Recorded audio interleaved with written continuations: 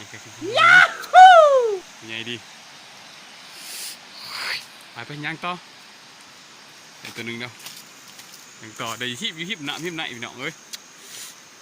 ย่างต่อ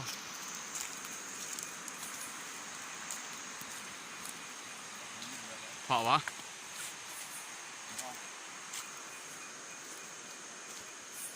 อยู่ในหิมหน้าเลย